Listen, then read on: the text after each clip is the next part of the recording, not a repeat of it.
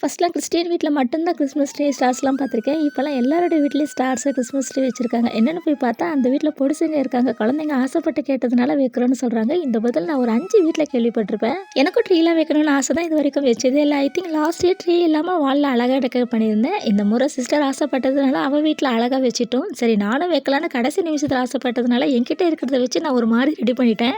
Hospital போயிட்டு வந்து கொஞ்சம் கோல்டு காஃப் அப்படியே தான் இருக்கும். இன்னும் சரியான மாரி இல்ல. காலையில எழுந்து கோலம் போடுறதுனால இன்னும் அப்படியே இருக்கா என்னன்னு தெரியல. ஸோ மார்னிங் யாராவது எழுந்து கோலம் போடுறீங்க அப்படின்னா, காதுல காட்டன் வச்சுக்கோங்க. இல்ல மஃப்ளர் அந்த மாரி ஏதாச்சும் போட்டுக்கோங்க. அப்படி இப்படின்னு எல்லாமே அழகா அரேஞ்ச் பண்ணிட்டேன். பட் கிறிஸ்மஸ் ட்ரீ இல்லன்னு கொஞ்சம் கஷ்டமா இருந்துச்சு. இருக்கிற ட்ரீலயே கொஞ்சம் அழகா ரெடி பண்ணிட்டேன். சடனா இந்த குட்டி கிறிஸ்மஸ் ட்ரீ வரும்போது ஐ அம் செம்ம ஹாப்பி. பட் இது கியூட்டான கிறிஸ்மஸ் கேண்டில்ங்க. இந்த மாதிரிலாம் கேண்டில் குடுத்தா எப்படிங்க ஏத்த மனசு வரும்? ஹஸ்பண்ட் எதுவும் ஏத்த வேண்டாம் அப்படியே வச்சிடலாம் சொல்லிட்டாரு. என்ன ஒரு 2, 3 நாளைக்கு குட்டீஸோட அலப்பறை தாங்க முடியாது. நான் கிறிஸ்டியன் இல்ல. ஆனா எங்க வீட்ல கிறிஸ்மஸ் ட்ரீலாம் வச்சிருக்கேன்றவங்க மறக்காம கமெண்ட்ல சொல்லுங்க. அண்ட் எல்லாருக்கும் விஷ் ஹாப்பி கிறிஸ்மஸ்.